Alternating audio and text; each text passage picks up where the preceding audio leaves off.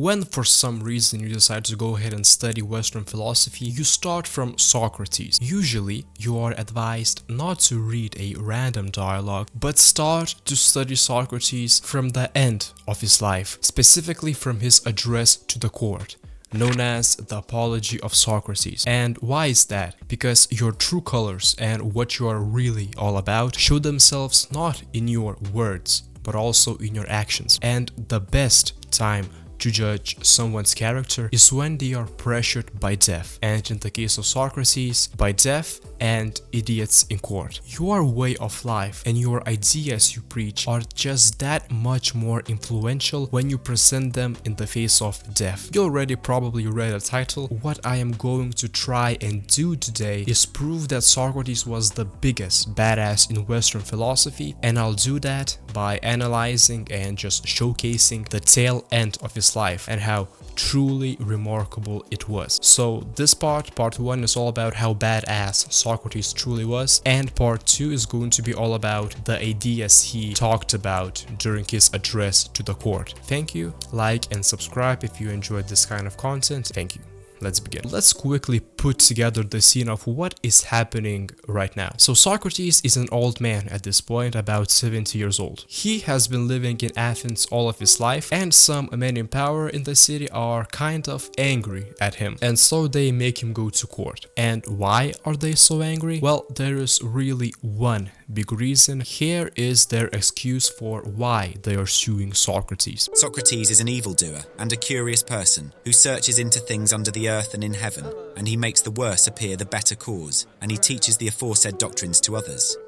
Really, what that means is that Socrates is accused of being an atheist and of corrupting the youth of Athens. But do these men really believe what they are saying even for a second? Well, in reality, there's a bigger reason why they hate this old man. At the time, Socrates was thought to be the wisest man in Greece because the oracle deemed him so. Now, who was the oracle? He was like a phone line connecting God and people, so a messenger of God pretty much. So if the oracle says something, it would be considered a pretty big deal and pretty much the holy truth, right? Since really it is not the oracle who said it, but it was the god, right? So in this situation, it's basically as if the big guy in heaven just said like, yo, Socrates definitely is the wisest man there is. So this was really quite a big thing during that time. Socrates, hearing this news, was really surprised. How can he, a man with no knowledge, be the wisest there is, since he thought he didn't have any knowledge? So he decided to prove the oracle wrong, since obviously he couldn't be the wisest since he knew nothing. And so he decided to go on a quest to find a man that is wiser than him. Surely that wouldn't be so difficult, Socrates thought, since there are so many men who praise themselves for their knowledge and virtue. So Socrates, one by one, went to these wise men and started asking questions. And to his disappointment, he found out that really these wise people talk a lot of nonsense. They think that they know everything, but just with a little bit of inquisition from Socrates, their bravado is destroyed, and they are forced to admit that they were wrong. In light of this, Socrates makes this judgment. I am better off than he is, for he knows nothing, and thinks that he knows. I neither know, nor think that I know. In this latter particular, then, I seem to have slightly the advantage of him. Now, in search for this wiser man, Socrates went through all of Athens, but after tons of disappointment of not finding the wisdom and virtue in these proud men, he arrived at this conclusion. He is the wisest there is, not because he knows a lot, but because he knows precisely that he knows nothing, while others say that they do, but really they don't. And so Socrates takes on his God-given mission to correct these wise men and show them how mistaken they really are. And now when Socrates talks about God, he talks about possibly two separate things, but we'll come to that a little bit later. Now, the big problem with all of this is that people don't really like when you prove that they are wrong, and they really don't like it when you do it publicly. And this is the real reason why Socrates was charged, not because he's an atheist and not because he corrupts the youth of Athens, unless what they mean by corrupting is make the wealthy class of Athens, those who really are the smartest and the most virtuous and the wisest look like fools, basically. So all of this was just an excuse to take legal action. The real reason for this trial is that he made a laughingstock out of these men. This inquisition has led me to having many enemies of the worst and most dangerous kind, and has given occasion also to many calumnies. It's important to mention how Socrates positioned himself during his debates with these men of Athens. He did not position himself as the authority. He simply showed that no one really knows anything except for God and probably political channels on YouTube, at least in the 21st century. So really a teaching from Socrates would be, don't listen to anyone, especially to those who say they know everything, but make your own conclusions. Socrates even rejects the replicas of other men or youth who said that they learned something from him, as he believed that he did not have any knowledge to teach others, and anything learned from their conversation comes from the person himself, not Socrates. And here is a passage from the dialogue illustrating the point I just made. "And I am called wise, for my hearers always imagined that I myself possess the wisdom which I find wanting in others. But the truth is, O men of Athens, that God only is wise, and by his answer he needs to show that the wisdom of men is worth little or nothing." To conclude so far what has been said regarding the mission and the actions of Socrates, these words would do justice. And so I go about the world, obedient to the God, and search and make inquiry into the wisdom of anyone, whether citizen or stranger, who appears to be wise. And if he is not wise, then in vindication of the oracle, I show him that he is not wise, and my occupation quite absorbs me, and I have no time to give either to any public matter of interest or to any concern of my own, but I am in utter poverty by reason of my devotion to the God. So far we talked about the real charge of Socrates and his devotion to point out the bravado of those with a lot of power, often making a fool of them by chance or choice. Now we really ought to point out his badassery by showing that he did not shy away from doing the exact same thing to his accusers and to those present in court, while at the same time addressing the false allegations about him. To remind you all, what were they? They were that he is an atheist and that he corrupts the youth. Let's first address the second allegation regarding the corruption of the youth. So first, Socrates says straight to the face of one of his main accusers by the name of Meletus that really he is a fake piece of garbage for putting on such a charge on him, while not really giving a damn about the youth of Athens himself. And so Socrates proceeds to make fun of him. And here is a bigger passage just because this is so epic. Come hither, Meletus, and let me ask a question of you. You think a great deal about the improvement of youth. Yes, I do. Tell the judges, then, who is their improver, for you must know, as you have taken the pains to discover their corrupter, and are citing and accusing me before them. Speak then, and tell the judges who their improver is. Observe, Meletus, that you are silent and have nothing to say. But is not this rather disgraceful and a very considerable proof of what I was saying, that you have no interest in the matter? Speak up, friend, and tell us who their improver is. The laws. But that, my good sir, is not my meaning. I want to know who the person is, who in the first place knows the laws. The judges, Socrates, who are present in court. What do you mean to say, Meletus? That they are able to instruct and improve the youth? Certainly they are. What, all of them, or some only, and not others? All of them. By the goddess here, that is good news. There are plenty of improvers then. And what do you say of the audience? Do they improve them? Yes, they do. And the senators? Yes, the senators improve them. But perhaps the members of the assembly corrupt them. Or do they too improve them? They improve them. Then every Athenian improves and elevates them, all with the exception of myself, and I alone am their corrupter. Is that what you affirm? That is what I stoutly affirm. In my opinion, it is truly impossible not to laugh if you understand what is happening here and have a mild sense of humor. Meletus first avoids answering Socrates, but when he is pushed, he gives his answer. Yet Socrates, not being truly satisfied with the answer given, continues to push Meletus into a corner, while he, not seeing where these questions lead, continues answering in a way to get the most good favor from those present in court. By the end, however, he ended up with an absurd statement that Socrates is the only one in the whole city who has a negative influence on the youth. And later then, Socrates completely stops this accusation dead in its tracks by appealing to the paradox of the argument as it relates to the life experience of Socrates. I am very unfortunate if you are right, but suppose I ask you a question. How about horses?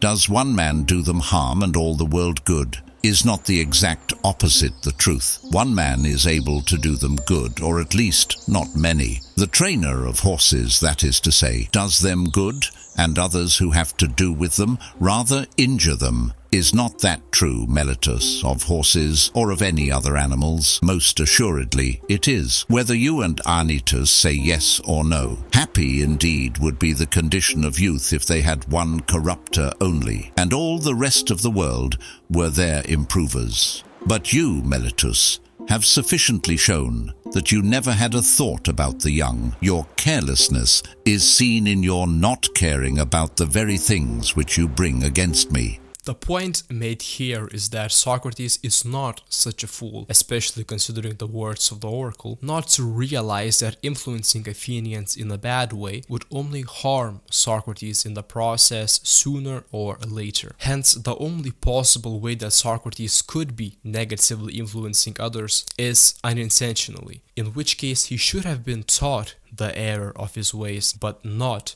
punished in court, which does not even deal with actions made unintentionally. I, at my age, in such darkness and ignorance, as not to know that if a man with whom I have to live is corrupted by me, I am very likely to be harmed by him, and yet I corrupt him, and intentionally too, so you say, although neither I nor any other human being is ever likely to be convinced by you. But either I do not corrupt them, or I corrupt them unintentionally, and on either view of the case you lie.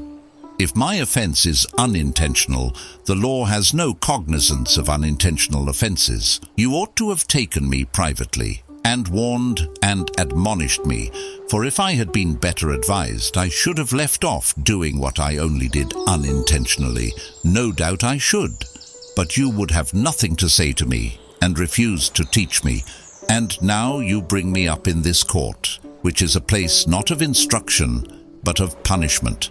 From my point of view, this was such an embarrassment and a complete win for Socrates that Meletus just should have left the courtroom right then and there, not to come back really, and just drop the whole charge. Now, to disprove the other charge given, that Socrates is an atheist, he addresses the paradox of this charge. Meletus accuses Socrates of being an atheist, but in the same charge, it states that Socrates believes in new doctrines, that meaning new gods, though not the ones that the city worships, but still gods. And so, since even the charge itself states that Socrates believes in gods, he obviously couldn't be guilty of what Meletus accuses him of, that being atheism. Such nonsense, Meletus, could only have been intended by you to make trial of me. Now though, it's a good time to talk in detail regarding the true beliefs of Socrates and what God means to him. If you do not care about this video is obviously time-stamped, so just you can move on to the other section. So in a sense, the charge that Socrates does not believe in the gods of the city has some merit, and it pretty much is definitely true, especially if Socrates always talked about God like he talks about him in this trial. Ancient Athens obviously had a lot of gods, a whole pantheon,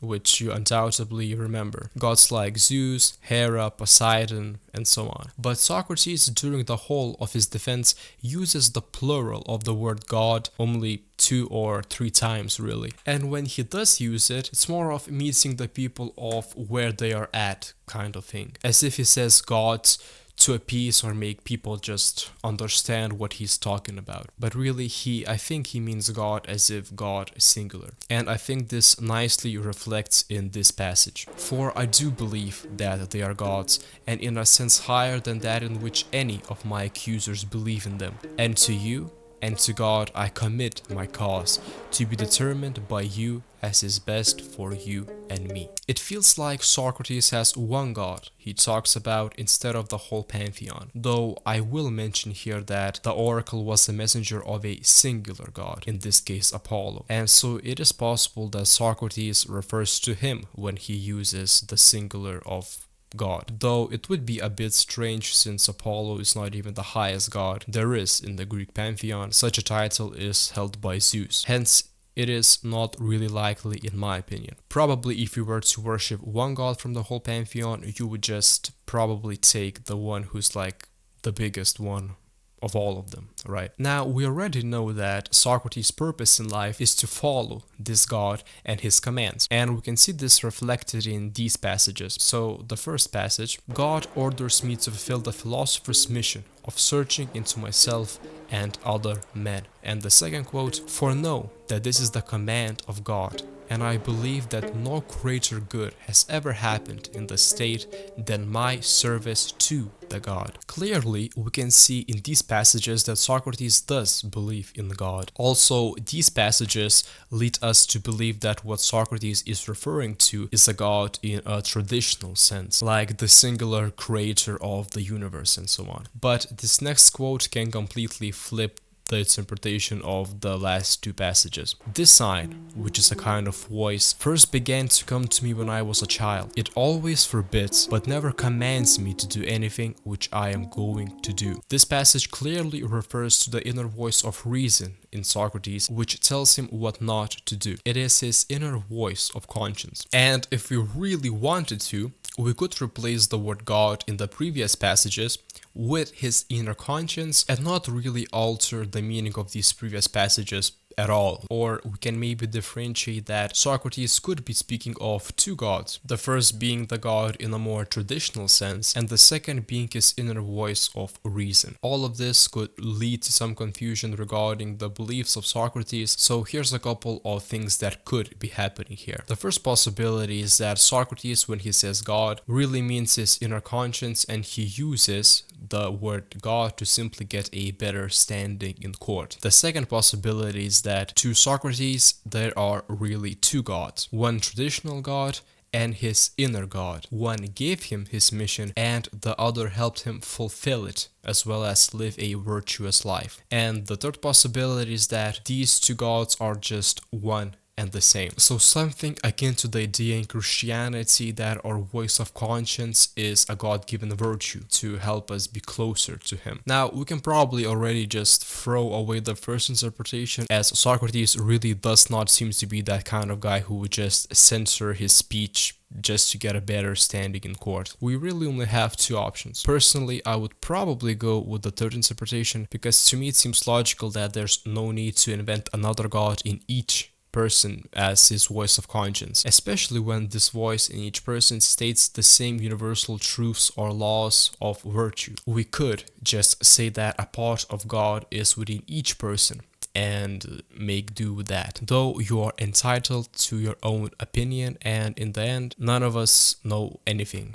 really. Now, just for the sake of considering every possible alternative, I must mention that Socrates talks about other specific gods of the Greek pantheon in some other dialogues. We can view maybe that Socrates changed his mind, and from believing in multiple gods he then moved towards one god at the end of his life, or again he only did that to be on the same page as those people he engaged with during his dialogues. That's another possibility, though anything is possible at this point, and it's all purely speculation. Now let's get back to the courtroom. One thing that is important to mention about the old courts in Greece is that what people are accustomed to seeing is the one being charged crying their eyes out and praying to be forgiven. It was even a usual occurrence for the one who's being charged to bring their kids to the courtroom in order to gain some sympathy, basically saying that, look, how can my family survive without without me. But as we can see, Socrates does none of that. Instead, he even does the opposite, attacks and openly embarrasses those who sued him. And here is another opportunity to give more context of the trial. Though Socrates was quite hated by the higher class of Athens, he was generally well thought of by the general population. Because of this, those who hated Socrates did not really want him to be sentenced to death, since they would face quite a decent amount of backlash from the general population. And so they issued a public warning to Socrates months and months in advance for him to shut his mouth, pack his stuff, and just take leave to another city, probably to one of his wealthy friends who would accept him with open arms, since obviously it is quite an honor to host the wisest man in Greece. But Socrates not only didn't leave, but continued his God-given mission in the city. However, since the warnings already have been issued, the accusers had to go underway with their charges, just if anything for the sake of being consistent. So taking this context into consideration, Socrates would have been just let go if he were to cry and pray in court, or even if he just offered to leave the city as an alternate punishment. Instead, though, when he was asked what kind of punishment he thinks he deserves instead of death, he offers something way different, and we'll get to that really shortly. Now, the fact that Socrates could easily avoid his death, yet does not try to, could confuse the audience. And so Socrates addresses this question by pointing out why he would rather risk death than leave the city or stop engaging in his public dialogues. And no one knows whether death, which men in their fear apprehend to be the greatest evil, may not be the greatest good. Is not this ignorance of a disgraceful sort? The ignorance which is the conceit that a man knows what he does not know. And in this respect, only I believe myself to differ from men in general, and may perhaps claim to be wiser than they are, that, whereas I know but little of the world below, I do not suppose that I know. But I do know that injustice and disobedience to a better, whether God or man, is evil and dishonorable, and I will never fear or avoid a possible good rather than a certain evil. And therefore, if you let me go now and are not convinced by Anytus, who said that since I had been prosecuted, I must be put to death, and that if I escape now, your sons will all be utterly ruined by listening to my words. If you say to me, Socrates, this time we will not mind Anytus, and you shall be let off, but upon one condition, that you are not to inquire and speculate in this way any more, and that if you are caught doing so again, you shall die. If this was the condition on which you let me go, I should reply, Men of Athens, I honor and love you, but I shall obey God rather than you, and while I have life and strength shall never cease from the practice and teaching of philosophy, exhorting anyone whom I meet and saying to him after my manner. Since no one knows what really happens after death, it is irrational to fear it. Socrates does not know whether death is an evil, but he knows that not listening to God and leaving the city is indeed a certain evil, an evil done to God, since it is he who has given Socrates this mission, an evil done to the general population of Athens, since the unexamined life is not worth living. Who else would show the people of Athens their foolishness and folly of how they think they know everything while really knowing nothing? Or better yet, show them their own evils, hence enlightening a path of how they could be better people. This is why Socrates would rather risk death, a possible evil, rather than a certain evil. Unfortunately, however, Socrates lost his defense, though surprisingly by a quite small amount of votes, especially considering that he just basically made fun out of his accusers and other people in court. And so he was condemned to the punishment of death. Of course, before that, though, like it was usual at the court of Athens at the time, the one who is tried in court has the right to suggest his own punishment to the judges as an alternative. And yet again, Socrates had another chance to escape, just basically saying, yo guys, my fault, I'll leave the city. But obviously he didn't. Instead, this was what Socrates suggested to the court. And what shall I propose on my part, O men of Athens? Clearly, that which is my due. And what is my due? What return shall be made to the man who has never had the wit to be idle during his whole life, but has been careless of what the many care for?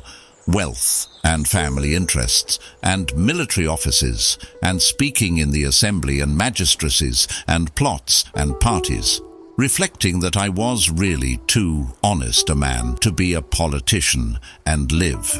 I did not go where I could do no good to you or to myself, but where I could do the greatest good privately to every one of you. Thither I went, and sought to persuade every man among you that he must look to himself, and seek virtue and wisdom before he looks to his private interests, and look to the state before he looks to the interests of the state. And that this should be the order which he observes in all his actions. What shall be done to such an one? I should say that maintenance in the Prytaneum is the just return. I'm convinced that I never wronged another. I will assuredly not wrong myself.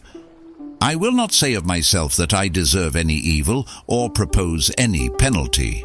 Why should I? Because I am afraid of the penalty of death which Meletus proposes. When I do not know whether death is a good or an evil, why should I propose a penalty which would certainly be an evil? Socrates mentions the Prytaneum, which was basically a reward for people of high achievement, like the winners of the Olympic Games, or for just general people who somehow contributed to the city in a big way. So Socrates basically suggests not a punishment, but a reward for his actions, and really the highest possible reward. So to end this part 1 and to move on to the main ideas of this whole dialogue in part 2, there is this final passage which really neatly shows what a mistake born from embarrassment and hatred has been committed by convicting this first, or at least the first well-known Western philosopher. And to end, it really shows what kind of true badass Socrates really was. Not much time will be gained, O Athenians, in return for the evil name which you will get from the detractors of the city, who will say that you killed Socrates, a wise man, for they will call me wise, even though I am not wise, when they want to reproach you. If you had waited a little while, your desire would have been fulfilled in the course of nature. For I am far advanced in years, as you may perceive, and not far from death. I am speaking now not to all of you, but only to those who have condemned me to death. And I have another thing to say to them. You think that I was convicted because I had no words of the sort which would have procured my acquittal. Not so. The deficiency which led to my conviction was not of words. Certainly not. But I had not the boldness or impudence or inclination to address you as you would have liked me to do, weeping and wailing and lamenting and saying and doing many things which you have been accustomed to hear from others, and which, as I maintain, are unworthy of me. I thought at the time that I ought not to do anything common or mean when in danger, nor do I now repent of the style of my defense. I would rather die having spoken after my manner, than speak in your manner, and live. For neither in war, nor yet at law, ought I or any man to use every way of escaping death. Often in battle there can be no doubt that if a man will throw away his arms and fall on his knees before his pursuers, he may escape death. And in other dangers there are other ways of escaping death, if a man is willing to say and do anything. The difficulty, my friends, is not to avoid death, but to avoid unrighteousness, for that runs faster than death. I am old and move slowly, and the slower runner has overtaken me, and my accusers are keen and quick, and the faster runner, who is unrighteousness, has overtaken them. And now I depart hence condemned by you to suffer the penalty of death. They too go their ways, condemned by the truth to suffer the penalty of villainy and wrong, and I must abide by my award, let them abide by theirs. I suppose that these things may be regarded as fated, and I think that they are well. If you think that by killing men you can prevent someone from censuring your evil lives, you are mistaken. That is not a way of escape which is neither possible or honorable. The easiest and the noblest way is not to be disabling others, but to be improving yourselves. Thank you very much for watching. If you enjoyed this content, subscribe, leave a comment below. I read all comments and I reply to most of them. So let's get this discussion going. Yeah, so thanks for watching and I'll see you guys next time. Bye bye.